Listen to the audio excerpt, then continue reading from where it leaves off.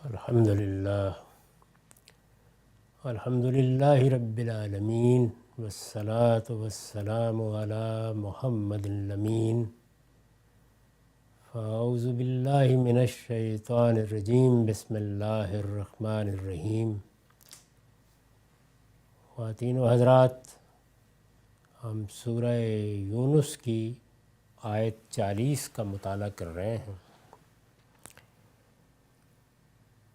اس میں اب نبی صلی اللہ علیہ وسلم کی طرف تسلی کا التفات ہے، یعنی آپ کو اطمینان دلایا گیا ہے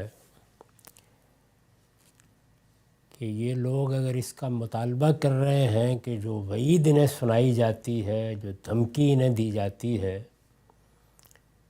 یہ پوری کر کے دکھاؤ، تو تمہیں اطمینان رکھنا چاہیے۔ اب یہ معاملہ میرے ساتھ ہے، کائنات کے پروردگار کے ساتھ ہے،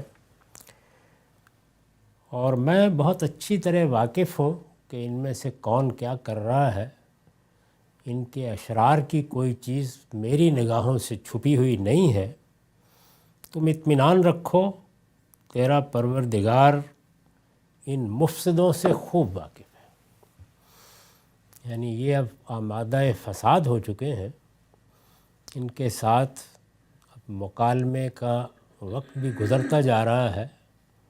ان کا رویہ یہ نہیں ہے کہ بات سمجھنا چاہتے ہیں، واقعی کوئی اعتراضات ہیں، طالب علمانہ طریقے سے سوالات کر رہے ہیں، ذہن میں کوئی چیز واضح نہیں ہے، اسے واضح کرنے کی صحیح کر رہے ہیں، ایسا کچھ نہیں ہے۔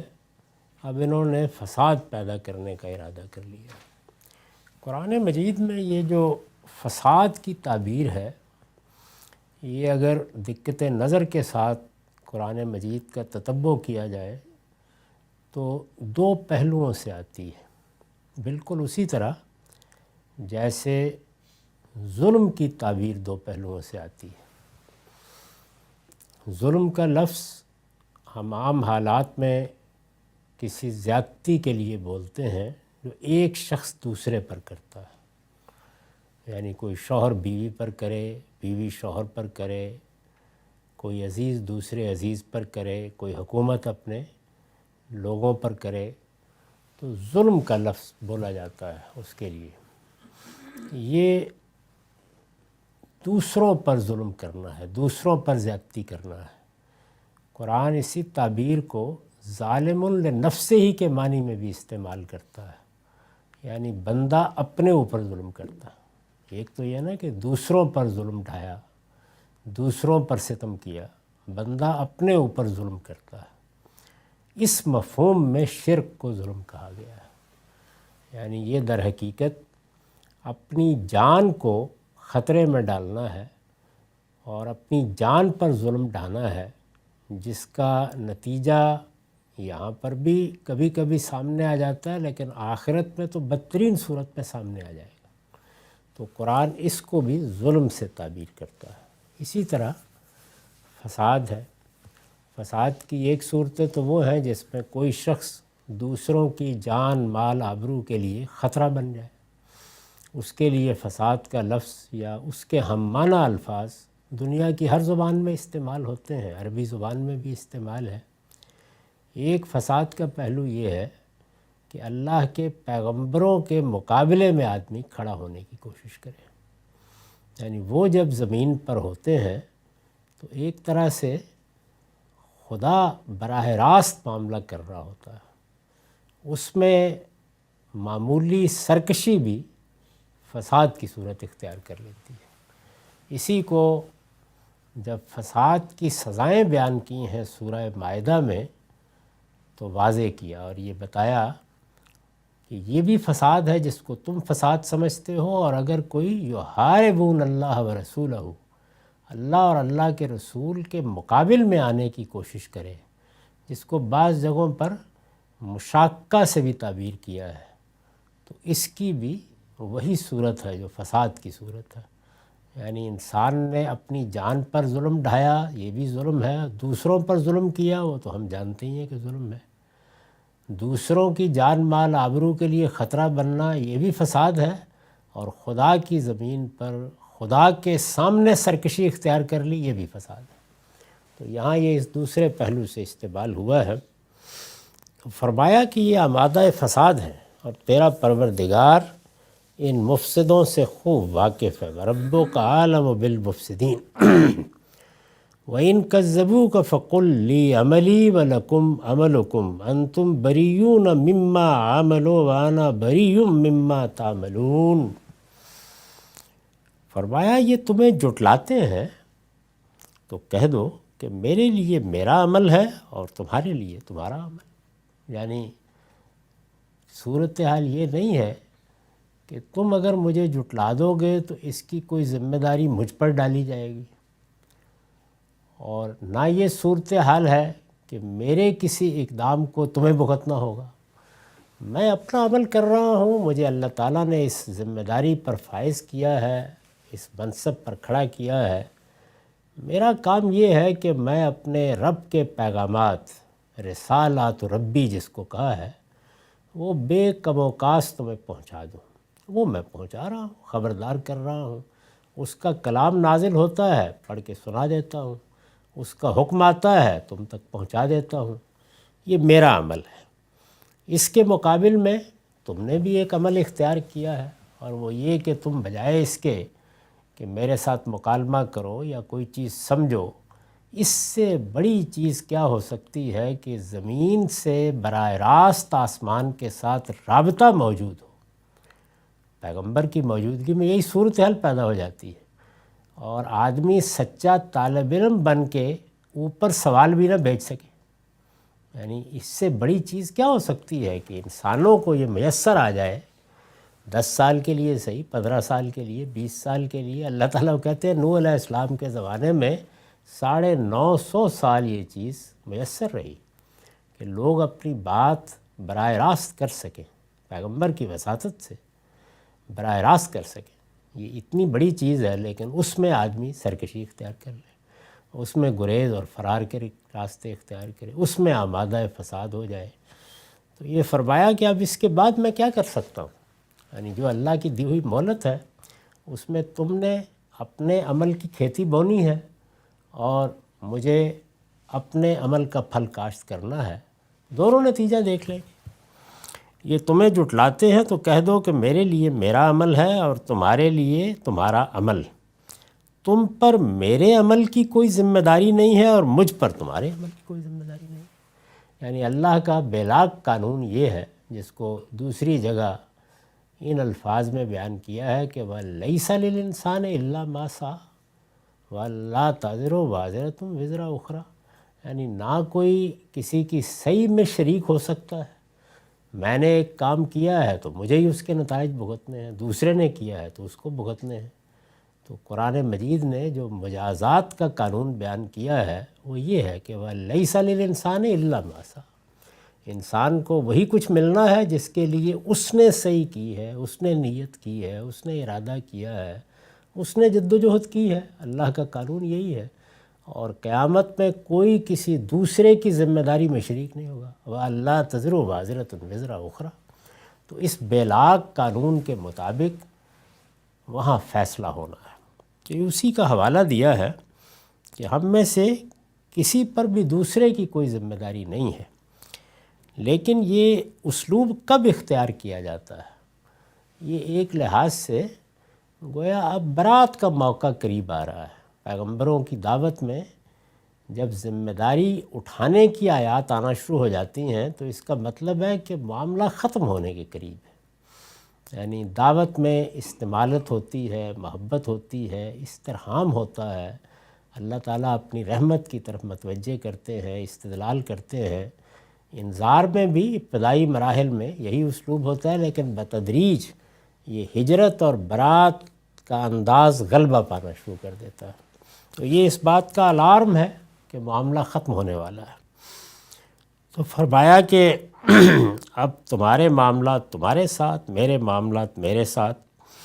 اس پر میں نے لکھا ہے یہ پیغمبر کے لیے اظہار برات کا حکم ہے، جس کے بعد صرف عذاب ہی کا انتظار ہوتا ہے۔ یعنی اس کے بعد فیصلہ قریب آ گیا ہوتا ہے، اور جب فیصلہ قریب آ گیا ہے تو پھر کچھ الوداعی باتیں شروع ہو جاتی ہیں۔ وَمِنْهُمْ مَنْ يَسْتَمِعُونَ إِلَيْكَ أَفَأَنْتَ تُسْمِعُ الصُّمَّ وَلَوْ كَانُوا لَا يَعْقِلُونَ۔ اب یہ دیکھیے کہ پیغمبر کے اندر بھی انسان کے فطری یا بشری تقاضوں کے تحت شدید خواہش ہوتی ہے کہ لوگ بات سنیں، مانیں، قریب آئیں۔ یہ ہر دائی اندازہ کر سکتا ہے، یعنی کوئی عالم، کوئی مفکر، کوئی دائی، خواہ وہ کسی علم کا ہو، جب وہ کوئی حقیقت دریافت کر لیتا ہے تو فطری طور پر اس کے دل میں خواہش ہوتی ہے کہ دوسرے بھی اس بات کو سنیں، سمجھیں۔ لیکن دنیا بنی ایسے ہے کہ اس میں بس ایک حد سے زیادہ آپ کو دوسروں کے درپے نہیں ہونا چاہیے۔ اپنا کام کریں، اپنی ذمہ داری ادا کریں، پھر لوگوں پر چھوڑ دیں۔ تو یہاں پر بھی گویا اسی نوعیت کا مضمون ہے جو قرآن نے اپنے اسلوب کے لحاظ سے مقدر کر دیا ہے، اس کو میں نے ادا کیا ہے کہ تم ان کے درپے کیوں ہوتے ہو۔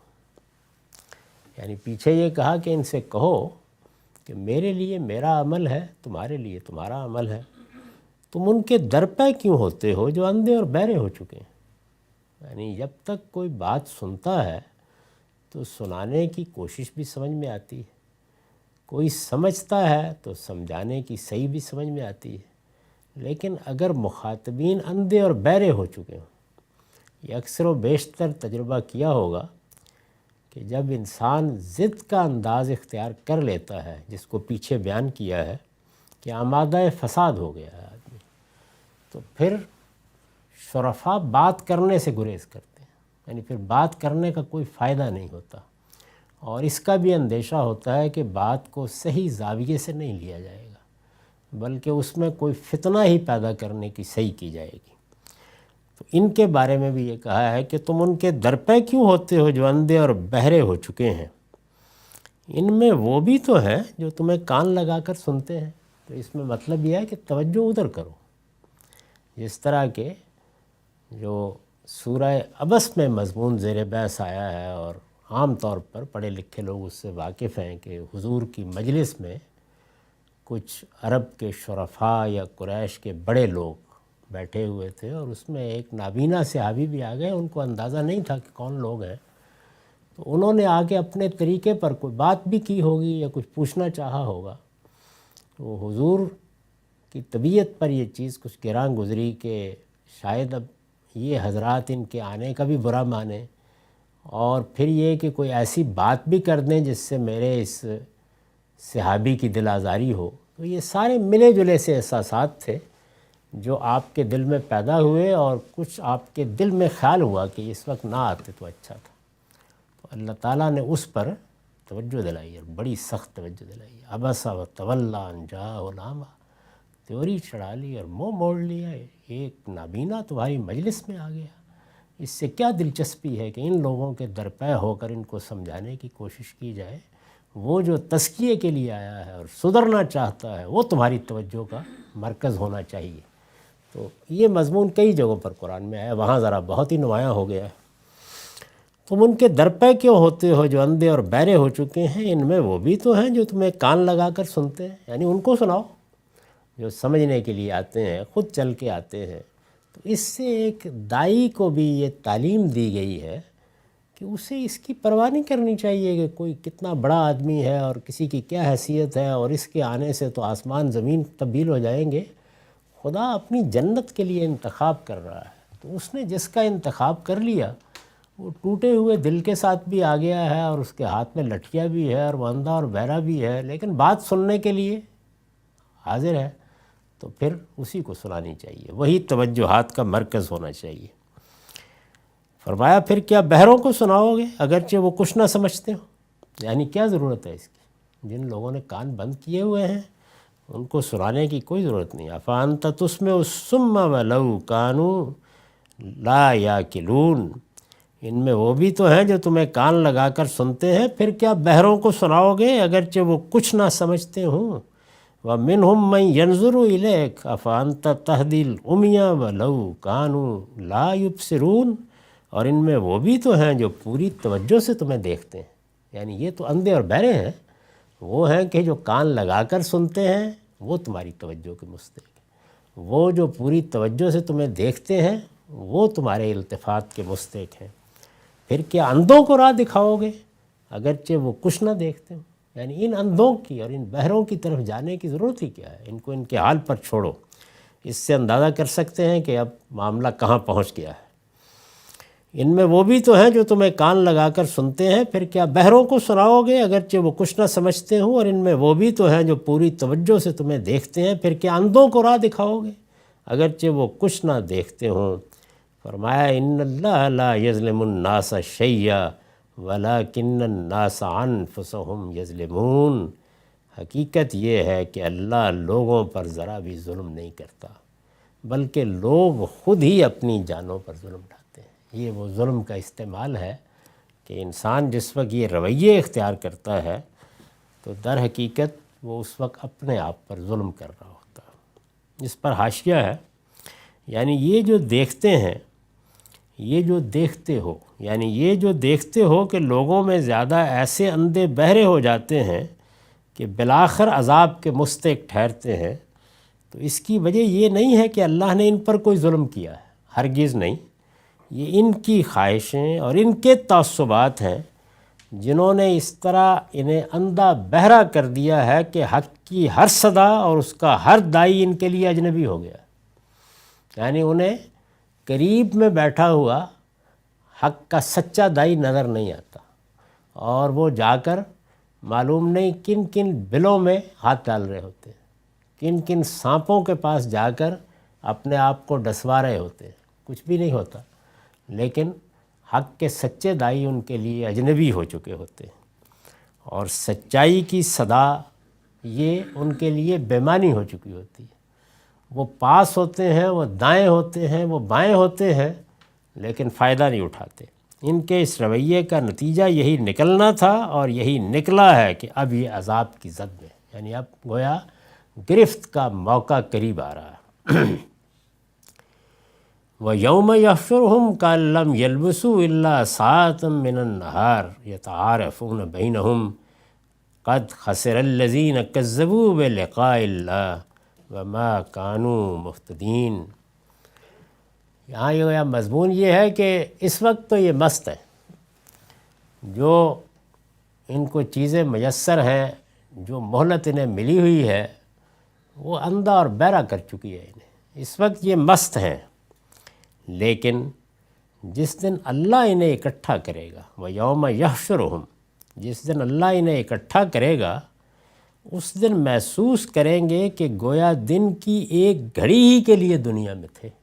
جب پیچھے مڑ کے دیکھیں گے تو یہ جو دنیا اس وقت ان کو لبھائے ہوئے ہے اور اپنا سب کچھ جس کے سپرد کر چکے ہیں، یہ ایک ساتھ میں بدل چکی ہوگی، کچھ بھی باقی نہیں رہے گا۔ اس وقت یہ مست ہیں، لیکن جس دن اللہ انہیں اکٹھا کرے گا اس دن محسوس کریں گے کہ گویا دن کی ایک گھڑی کے لیے دنیا میں تھے۔ قد خسر الذین کذبوا بلقاء اللہ وما کانوا مہتدین۔ یہ ایک دوسرے کو پہچان رہے ہوں گے، یعنی کوئی شخصیتیں تبدیل نہیں ہو جائیں گی، یہ میدان حشر میں ایک دوسرے کو پہچان رہے ہوں گے، گویا ابھی مل کے آئے، یعنی دنیا یاد ہوگی، پوری ہوگی تو ایک ساتھ کی یاد، لیکن بہرحال ہوگی یاد۔ ایک دوسرے کو پہچان رہے ہوں گے، گویا ابھی مل کر آئے ہیں۔ اس دن واضح ہو جائے گا کہ فی الواقع سخت گھاٹے میں رہے وہ لوگ جنہوں نے اللہ کی ملاقات کو جھٹلا دیا اور راہ راست پر نہیں آئے۔ یعنی یہ حقیقت اس دن واضح ہو جائے گی، کوئی ابہام باقی نہیں رہے گا، حجابات اٹھ جائیں گے، انسان اپنے سامنے نتیجہ دیکھ رہا ہوگا، واپسی کے سب راستے بند ہو جائیں گے۔ اس وقت پیچھے مڑ کے دیکھیں گے تو انہیں معلوم ہوگا کہ فی الواقع سخت کاٹے میں رہے، یعنی یہ خسارے ہی کا سودا تھا جو کر بیٹھے۔ قد خسر الذین کذبوا بلقاء اللہ وما کانوا مہتدین۔ اور جب راہ راست پر آنے کا موقع تھا تو نہیں آئے، جب سمجھنے کا وقت تھا تو نہیں سمجھا، جب چیزوں کو پانے کا وقت تھا کھو بیٹھے۔ اب نہ کچھ پانے کے لیے رہا ہے، نہ سنبھلنے کی مہلت ہے، نہ پچھتاوے کا کوئی فائدہ ہے، سب کچھ حسرت بن گیا۔ تو ارشاد فرمایا کہ تب انہیں اندازہ ہوگا کہ دنیا کی زندگی میں کیا کھو بیٹھے۔ میں نے عرض کیا تھا کہ جب یہ مضمون برات کا شروع ہوتا ہے تو بات اس طرف بڑھ جاتی ہے کہ اب پھر اللہ تعالیٰ جو کچھ وعید سنا رہے ہیں اس کے ظہور کا وقت قریب آ رہا ہے۔ یہ اس قریب کے وقت کو پیش نظر رکھ کر انذار ہے، خبردار کرنے کا عمل ہے۔ تو فرمایا کہ وَإِمَّا نُرِيَنَّكَ بَعْضَ الَّذِي نَعِدُهُمْ أَوْ نَتَوَفَّيَنَّكَ، ہم جس چیز کا وعدہ ان سے کر رہے ہیں، جس چیز کی وعید سنا رہے ہیں، یہ کہہ رہے ہیں کہ کچھ نتائج نکلیں گے، یہ اللہ کے پیغمبر ہیں، ان کے آنے کے بعد تو دنیا میں بھی نتیجہ نکلنا ہے، آخرت میں تو ہر ایک کے لیے نکلنا ہی ہے، ان کے لیے بھی نکلنا ہے، لیکن ہم تو انہیں بتا رہے ہیں کہ دنیا میں بھی نکلنا ہے۔ تو یہ جس چیز کا وعدہ ہم ان سے کر رہے ہیں، اس کے لیے ہمارا قانون یہ ہے کہ دو صورتیں ہوں گی۔ فرمایا وَإِمَّا نُرِيَنَّكَ بَعْضَ الَّذِي نَعِدُهُمْ، اس کا ایک پہلو یہ ہو سکتا ہے کہ پیغمبر کے سامنے ہی جو وعدہ کیا جا رہا ہے اس کا کچھ حصہ نمودار ہو جائے، یعنی جس عذاب کی وعید سنائی جا رہی ہے یا یہ کہا جا رہا ہے کہ یہ سب ہو سکتا ہے، تو یہ ایک صورت ہوگی۔ یہ اس وقت جلدی مچائے ہوئے ہیں، بار بار مطالبہ کرتے ہیں، بجائے خدا سے خیر مانگنے کے، ہدایت مانگنے کے، پیغمبر کی ذات والا صفات کا فائدہ اٹھا کر جو کچھ پوچھنا ہے پوچھ لینے کے بجائے جب یہ عذاب مانگ رہے ہیں تو سن لو کہ کیا ہوگا۔ ایک صورت یہ ہوگی اما نُرِيَنَّكَ بَعْضَ الَّذِي نَعِدُهُمْ، رسول اللہ صلی اللہ علیہ وسلم کو خطاب کر کے کہا ہے کہ جو ہم ان کو وعید سنا رہے ہیں اس کا کچھ حصہ یا تو آپ کے سامنے ہی نمودار ہو جائے گا، کچھ حصہ۔ یہ بہت قابل غور چیز ہے، اور میں نے اس وقت اتمام حجت پر گفتگو کرتے ہوئے اس کے تمام مضمرات واضح کیے ہیں کہ کیا مطلب ہوتا ہے اس کا۔ تو کچھ حصہ دکھا دیں گے، یا او نتوفینک، یا آپ کو وفات دیں گے، یعنی اگر کوئی صورت ایسی نہیں بنتی کہ ہجرت کی جا سکے یا کسی دوسری جگہ جانے کے مواقع ہوں، تو بس ایک وقت ہوگا، مہلت ختم ہو جائے گی، پھر ہم آپ کو اٹھا لیں گے، ہم آپ کو وفات دیں گے اور اس کے بعد ان سے نمٹیں گے۔ یعنی پھر پیغمبر کا دنیا سے رخصت ہونا یہ گویا اس کی ہجرت کا قائم مقام ہو جائے گا، وہ باہر نکلے گا، جب تک اندر موجود ہے۔ اس کو بھی بیان کیا دوسری جگہ کہ جب تک آپ اندر موجود ہیں تو ان کے لیے امان ہے، گویا پیغمبر ان کے لیے حصار بنا ہوا ہے، اور اگر ان کے اندر استغفار کرنے والے موجود ہیں تو ان کو بھی ہم نے نکالنا ہے۔ دونوں باتیں بڑی وضاحت سے دوسری جگہوں پہ بیان کی ہیں۔ تو یہاں اجمال ہے، یہ قانون بیان کیا جا رہا ہے کہ دو صورتیں ہوں گی، کہ یا یہ ہوگا کہ کچھ حصہ ہم آپ کو دکھائیں گے اور یا آپ کو وفات دیں گے اور اس کے بعد ان سے نمٹیں۔ فَإِلَيْنَ مَرْجِعُهُمْ ثُمَّ اللَّهُ شَهِيدٌ عَلَىٰ مَا يَفْعَلُونَ۔